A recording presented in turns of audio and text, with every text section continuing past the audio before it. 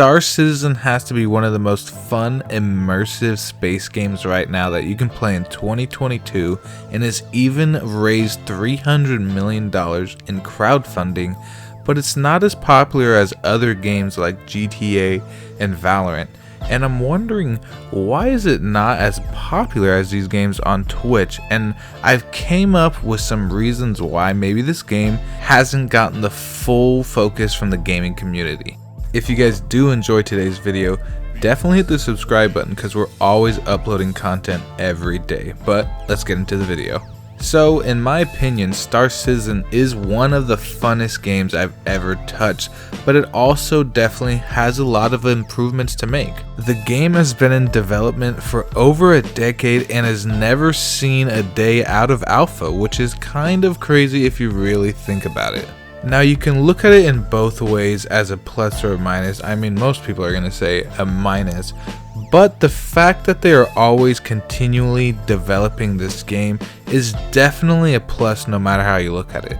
Now, with an alpha game and just the games in general, there are going to be bugs, and you definitely get your fair share of bugs in Star Citizen. Now, although this can be annoying, it really doesn't still take away from the overall gameplay and the whole immersion you get while playing this game. Yes, there are still some very annoying bugs, but overall, they're not enough to where I would say, yeah, don't pick up the game. Now, on top of that though, the game is extremely harsh on new players because the game is so realistic and there's really no tutorial at all for new players. You're kind of thrown to the wolves on what to do. The game is realistic in the sense that everything you need to do is realistic in real life as well.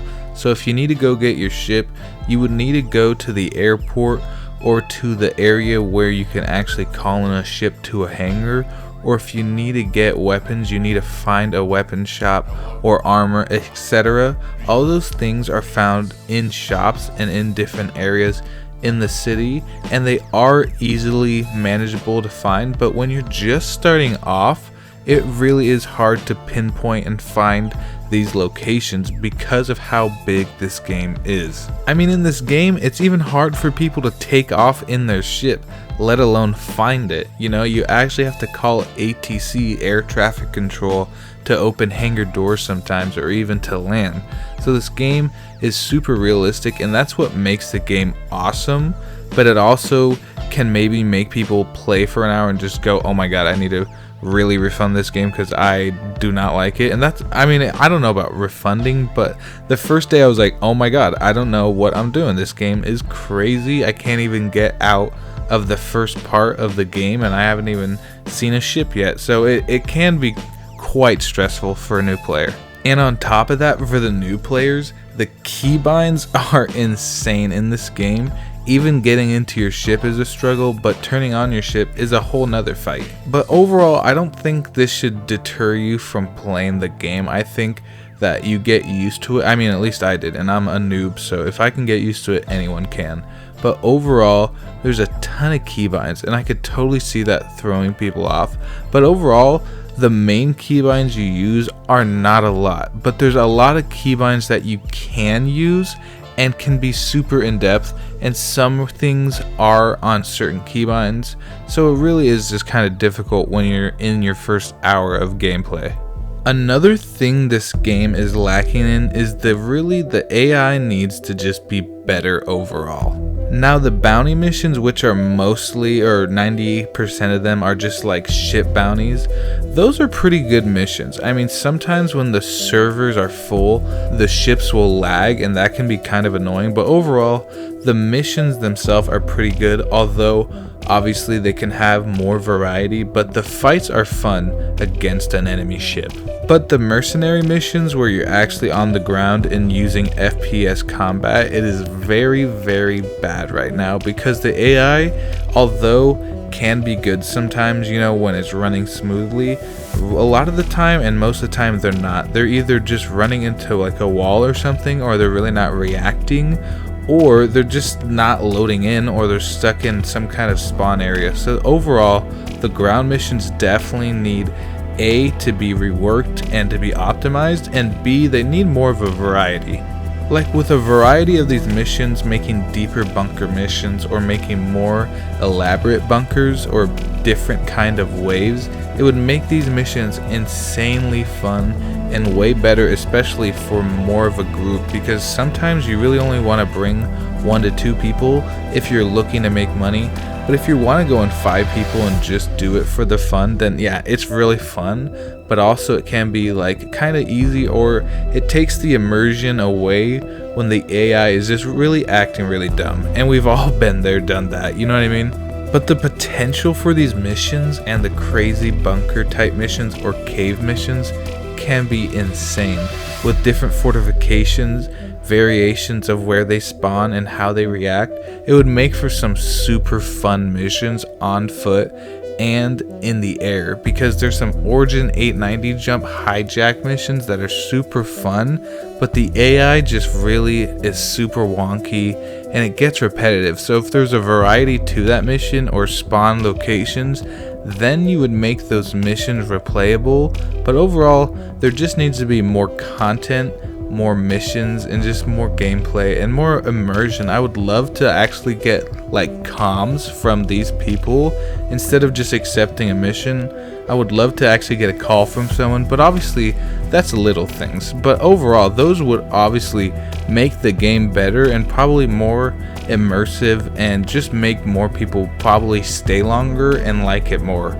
With this game being developing for so long too, a main version of this game is Squadron 42, which is kind of the campaign mode, and that is not out yet and has been really anticipated and just waited on. So I'm assuming more players will actually come in when that part of the game A comes out, and B, when the game actually gets out of alpha. Now, just because the game is in alpha, I don't think you shouldn't play it, but I can understand why people wouldn't get it, or, you know, don't even know. Some people don't even know where you can get it. Some people just think everything's on Steam or something, which, you know, I get that mindset too. But, you know, people don't even know it has its own launcher, so there's just things like that people don't know yet. But it being an alpha too also definitely is a factor of people probably just waiting for the game to actually come out, because they probably don't want to deal with the things that come in alpha, even though this game absolutely does not feel like an alpha. It's so just crisp and just fun to play, but it just doesn't feel like an alpha, but it definitely is in alpha. So I was talking about dialogue in missions too, which I think would be super cool. The personal missions, I've done a few of them, and they do have like dialogue when it comes in, you get called, and I think that's super cool and just adds to the immersion of the game. And overall, I kind of prefer hearing that, or I mean, if it was my perfect scenario, there'd be a freaking GTA 5 cutscene for every mission, but obviously that's not realistic. But just a little dialogue or comms through the radio would definitely, I would say, go a long way when accepting missions or certain missions, or just having more comms for bounties or mercenary missions, or even deliveries or searches would be cool. But I do think they talk in searches, so just overall the comms definitely are a cool asset to games. And lastly, what I got kind of for like, I guess in the negatives of my notes, would be that like just people, or I called it haters, they just spam and call it a scam game when it's really not. But I mean, can I understand it? I mean, not really, but I guess it's because it's been in alpha, it's been developing for 10 years, it's been a while. They've raised 300 million. So, and there's just like, I mean, I can kind of get it, but overall it's a game that is continually developing, and the fact that they're not just like trying to throw you something to make their money and run, and actually continually developing a game to hopefully, you know, in a perfect scenario, get it to its fullest potential. But the fact that they're continually progressing the game, I can only see as a plus, and I don't see as a negative. But you know, obviously it's they work a little slow, obviously, but the game still is super fun in the state it is, and room for improvement is great when they're actually working on it. So they have a full team working on the game. It really is a plus, not a negative. But you know, I can see people saying it's taking so long, it sucks. I get it. I mean, I want it too. I want it now. I want the full game completely polished now. But the fact that I can still play this game and it still feels a lot of fun and is pretty polished still, and the graphics insane. It's still fun. The pros, and I could go on and on and on, but the pros that I have down is, first off, the game is just so detailed. I kind of had it as a negative that everything is kind of realistic, but I also said it was a positive because that's what makes the game so fun, because you can explore so much, and the game is giant. It's just absolutely giant, and there's so many things to explore, and it's so realistic in you can't help but be immersed in it and feel like a pilot or a mercenary, whatever it is, a delivery driver, whatever you do. It's a lot of fun, honestly. Like, you can even toggle an actual button in the game on your ship's HUD or on the dash and actually toggle power on, or you can adjust the power management, or you can turn off a specific missile rack. It's insane. I love it. The game itself is absolutely awesome, and there's no other game like it. On top of that, there's an insane amount of ships to nerd out on and actually just, explore the inside of a spaceship, or fly it, or even use it on bounties and missions with your friends. And like I said, the universe is huge, and they're having a new one come out as well. So it's just so much to explore, and you can do stuff from literally PvP, non-PvP, just exploring a humongous map or space, and the potential for the game is absolutely insane, and I'm here for the ride fully. And I got here late, but overall, I mean, that probably is why my perspective is positive, because if I was here 10 years ago and waiting still, that would suck. But overall, when you look at it and see the game for what it is and know the potential, and see right now the scope of games out there and really what you have to choose, this game is going the right direction, whether it's slow or quick. This game is fun. I haven't seen a game like this really ever. I'm not a game historian, so there's probably another game similar to this. I'm excited for Starfield, I think it is. It's coming to Xbox, but I can't remember the exact name of it. But still, this game is definitely one of the funnest, immersive, most beautiful games I've ever played, and I suggest everyone to try this game. But it has definitely its problems, and it has things to improve on, but I think every game right now has a shit ton of problems. So you should definitely try out Starsiz and see what it's about, because I don't know how this game doesn't have like 100k viewers.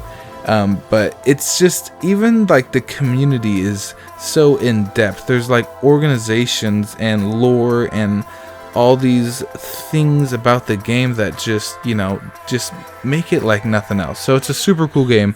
I hope you guys enjoyed today's video. If you did, definitely hit the sub button.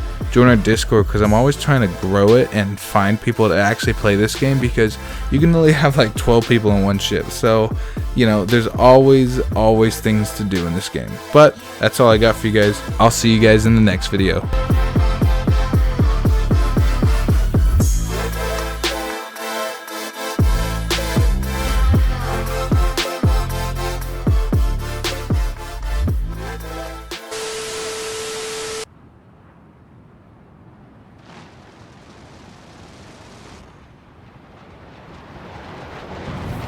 That was sick! I don't know what this flash of light is, though. That was weird. It's the wind, I think. I'm telling you, it gets windy when you fly by. I'm telling you. Really? Yeah, I'm telling you. Yeah, if you keep looking at the wreck, I'm gonna come back the other way. Keep looking at the wreck, and then I'll... Okay. Hold on, yeah. I got you. Let me get the wreck. Okay. Good? We're good. Eyes are on the wreck.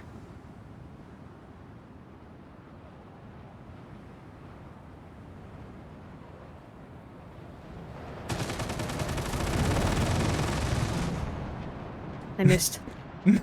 I missed. No, dude, that was sick.